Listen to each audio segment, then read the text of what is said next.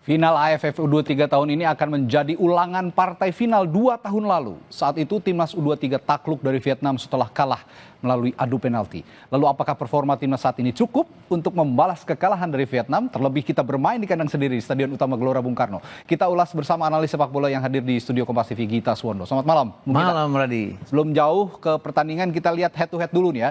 Head to head antara pertemuan antara Indonesia dan juga Vietnam di kelompok umur. Nah, kalau melihat head to head, kita sebenarnya dari 13 kali pertemuan di berbagai ajang.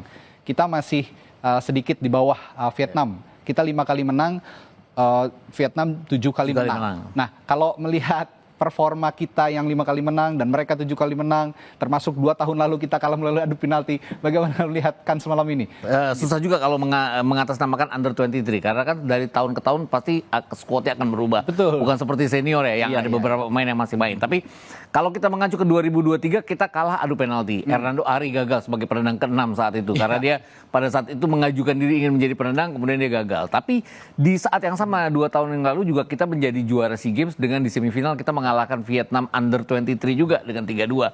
Jadi 2 tahun lalu saya masih bilang imbang. Bahkan kalau kita mengacu ke 2019 kan kita di semifinal juga mengalahkan Vietnam gitu. Oke, nah selanjutnya kalau melihat produktivitas, kita akan melihat statistik produktivitas antara Indonesia dan juga Vietnam. Melalui beberapa pertemuan antara Indonesia dan Vietnam di kelompok umur 23. Kita punya 10 gol sepanjang pertandingan, sepanjang turnamen. Vietnam punya 7 gol. Lalu kita melepaskan 72 tembakan, Vietnam 63. Nah, average possession-nya kita lebih unggul sebenarnya. Kolektivitas pemain kita di lini tengah sebenarnya cukup baik ya. Betul. Kalau saya lihat belakang, tengah, kemudian permainan sampai masuk sepertiga lapangan lawan tuh kita rapi. Yang persoalan dari kita adalah kita tidak bisa menyelesaikan dengan baik. Ini terlihat sekali waktu lawan Filipina ya. Kita menang 1-0 lewat gol bunuh diri. Padahal kita punya 6 peluang tambahan, tapi penjaga gawang mereka luar biasa. Malaysia juga dengan pertahanan mereka yang ketat, blok mereka yang ketat, itu menyulitkan kita. Lawan Thailand kemarin, ball position kita juga menang, tapi shot on target kita kalah dari mereka.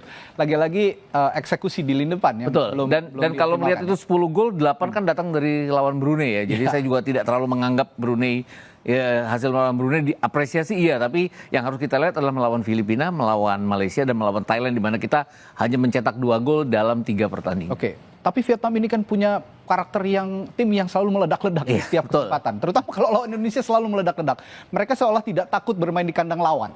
Apa yang harus diwaspadai melalui Vietnam ini? 3-5-2 yang mereka mainin ya. Kalau kita lihat ya, orang yang bilang bahwa Nguyen Dinh Bak oke, kemudian Nguyen Huyen Min oke di belakang, cetak masing-masing 2 gol. Tapi yang harus diwaspadai adalah Nguyen Van Trong juga di tengah. Kemudian ini pemain yang sudah bermain di senior juga, artinya pemain nomor punggung 8 ini yang juga harus diwaspadai. Kemudian permainan mereka dari sayap, ingat mereka cetak 7 gol, dan di pertandingan terakhir grup, kemudian di pertandingan melawan Filipina mereka ketinggalan, tapi mereka mampu mengejar ketertinggalan. Jadi secara mental mereka ini oke. Dan mungkin skillnya di bawah Thailand, tapi mereka punya kemampuan untuk terus menekan, untuk tidak menyerah. Ini yang saya pikir salah satu kesulitan pada saat kita harus menghadapi Vietnam. Tapi secara skill juga sebenarnya dari 4 pertandingan yang sudah kita jalankan kan kita selalu bermain lebih baik dari lawan-lawan kita. Oke, kita selanjutnya lihat statistik pertahanan di lini belakang antara Indonesia dan Vietnam. Kita memenangkan 55 tackles. Vietnam mendapatkan 45 tackles. Kita cukup banyak melakukan pelanggaran, 31 pelanggaran, Vietnam 27, dan kita mendapatkan 6 kartu kuning, sedangkan Vietnam hanya 2. Padahal yang terkenal agak dalam tanda kutip sering bermain kasar Vietnam ya, tapi kali ini justru mereka mendapatkan sedikit kartu kuning. Mungkin pertarungan mereka yang paling keras adalah melawan Filipina ya. Artinya mereka juga tidak harus kartu kuning pada saat berhadapan dengan Laos, berhadapan dengan Kamboja. Ini kesulitan kita adalah kita menghadapi partai harga diri melawan Malaysia, kita menghadapi partai yang juga sulit melawan Thailand. Jadi mau nggak mau ya nggak heran kalau ada 6 kartu kuning buat kita. Tapi melihat kita memenangkan 55 tackle. Ini Kadek Arel dan juga Kakang sepertinya memang tidak tergantikan di belakang. Betul. Apa yang bisa analisis di lini belakang? Kalau kita lihat dua-duanya sangat bagus sekali ya sebagai center back. Mereka main dari pertandingan kedua, tidak main lawan Brunei dua-duanya, tapi bermain di 3 pertandingan terakhir. Ini mereka membuktikan bahwa lini belakang rapi dijaga, hanya memasukkan 1 gol. Bahkan kalau dari tackle Swan itu saya mencatat Raven pada saat dia kehilangan bola, dia juga merebut bola dengan tackle yang luar biasa ya. Bahkan ada dalam 3 pertandingan yang dia mainkan, ada 10 kali dia merebut bola pada saat dia kehilangan. Jadi etos kerjanya pada saat, oh gue salah, tapi gue memperbaiki. Mempertanggungjawabkan itu. Mempertanggungjawabkan. Gak heran dia terpincang-pincang beberapa kali kita lihat. Dan itu naik turun ya. Dan itu risikonya adalah dia tidak jadi penendang penalti ya pada saat adu penalti kemarin. Tapi kita lihat juga Bung Gita, kita akan tampilkan satu video pada saat kita kebobolan melawan Thailand. Ada beberapa missing link di lini belakang Indonesia kita, yang tidak terlalu bagus komunikasinya antara 4 lini belakang yang dipasang oleh Harold van den Berg. Ini kita lihat. Dari sayap itu ya kalau nggak salah ya. Kita akan putar lagi, ya ini dia. Ya. Seolah tidak ada yang mengawal. Ya Sakon berapa? Kakang dan juga kadek-kadek Ariel juga nggak ada di tempat ya pada saat itu. Adek Ariel terlambat mundur ke belakang. Ya, kemudian Donitri juga tidak ada di situ. Artinya kalau begini ini seperti blind spot yang tidak terkawal. Yep. Apa yang harus diantisipasi menghadapi Vietnam yang kemungkinan juga menghadirkan beberapa second line mereka untuk ikut menyerang? Di saat kita menguasai jalannya pertandingan, terus kita nggak bisa bikin gol, ini yang membuat kita agak lengah di belakang ya. Semuanya jadi praktis untuk maju untuk bisa menghasilkan gol. Ini kenapa kita kemudian kebobolan, dan di perpanjangan waktu 15 menit kedua juga terlihat bahwa faktor kelelahan juga membuat beberaka kali ya Hoki Caraka kehilangan bola di sisi kanan karena dia bermain lebih melebar. Ini yang membuat Thailand beberapa kali masuk dari sisi bek kiri kita. Ini yang harus juga diwaspadai karena sayap-sayap Vietnam itu bagus-bagus semuanya. Ya, oke. Terakhir kita bahas pemain kunci malam hari ini di kedua kubu antara Indonesia. Ya, di Indonesia tentu saja andalannya adalah Robbie Darwish dan tentu sebenarnya Arkan Fikri. Tapi Arkan Fikri tidak bisa tampil seperti malam hari ini sehingga Robbie Darwish menjadi tumpuan utama di lini tengah yang akan diandalkan baik untuk menyerang dan untuk bertahan. Nah, sedangkan di Vietnam ada yang sudah tadi disinggung oleh Bung Gita. Di Vietnam ini ada Nguyen saya lupa namanya. Nguyen Dinh Bak. Nguyen Dinh Bak. Dua gol yang sudah dilesakan oleh dia. Nah, apa yang harus diwaspadai oleh dua orang dari ini Nguyen Dinh Bak dan ini Nguyen Huynh Min. Huynh Min, betul. Ya, ini mencetak 2 gol pada saat berhadapan dengan Laos 3-0 mereka menang.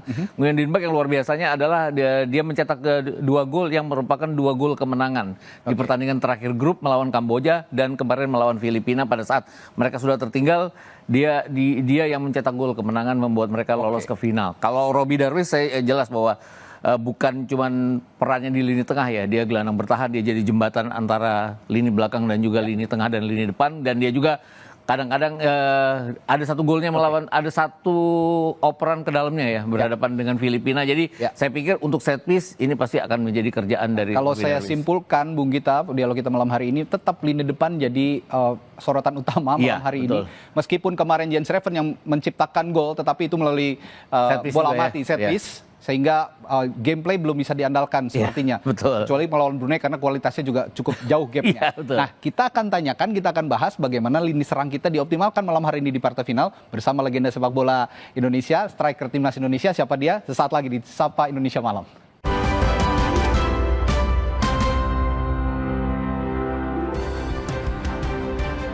Nah, pasukan Garuda Muda punya misi balas dendam melawan Vietnam karena kalah di tahun 2019 di final melalui adu penalti. Lalu peluangnya di lini depan bagaimana untuk bisa menjebol gawang Vietnam malam hari ini? Seperti janji saya akan berbincang dengan legenda striker timnas Indonesia, mantan striker timnas Indonesia, Mas Budi Sudarsono. Halo, selamat malam. Makasih udah balik lagi ke sini. Ini lini depan kalau kata Bung Gita memang masih jadi PR, Mas Budi. Mau dari penyisihan kemarin di semifinal dan sekarang di final sepertinya juga mungkin akan menghadapi kendala yang sama. Ketika aliran bola dari lini tengah sepertinya tidak bisa dieksekusi dengan baik di lini depan. Apa yang harus dirombak kira-kira kalau mau menjebol gawang Vietnam malam hari ini? Ya emang kalau ngomongin striker ya, kita ke belakang 2-3 tahun ke belakang maka agak susah untuk memilih striker. Apalagi di timnas senior juga, jadi semuanya event lah kayak timnas senior 2-3 sampai sekarang ini agak kurang pilihannya. Gitu. Mungkin karena salah satunya adalah kurang jam terbang ketika dia di tim di liganya. Oh, di liganya. Seperti itu. Oke. Nah, setuju di liga ini punya minim sekali jam terbang. Iya, buat striker terutama. Buat striker. Klub besar kita kan semuanya striker asing. Iya. Kemarin Persib juara kan semuanya striker asing. Sekarang kan pindah ke Malut semuanya striker asing juga. Saya ingat tahun 2007 waktu kita Piala Asia ya. Ada Mas Budi Sudarsono, ada BP.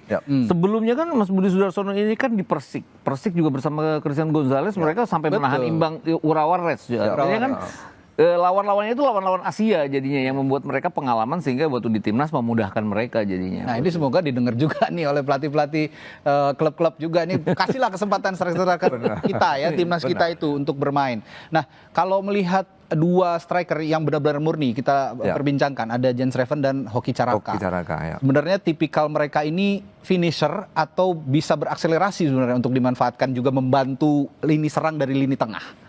Kira-kira kalau Mas Budi kan tukang ngacak-ngacak dulu ke berbagai sisi. Kalau dilihat dari dua striker ini sebenarnya yang Jens Reven dia sudah membuktikan bahwa dia pertandingan pertama dia juga cetak gol agak banyak juga, walaupun itu lawan tim yang Brunei, ya notabene tim yang agak lemah lah istilahnya. Itu menurut saya untuk mencetak di suatu cetak gol di suatu event itu emang di awal itu memang harus, karena untuk step selanjutnya. Tapi yang kita lihat step selanjutnya ini dia nggak mencetak gol, ini yang agak biasanya striker itu ketika dia pertandingan pertama itu susahnya lawan siapapun tuh sebenarnya.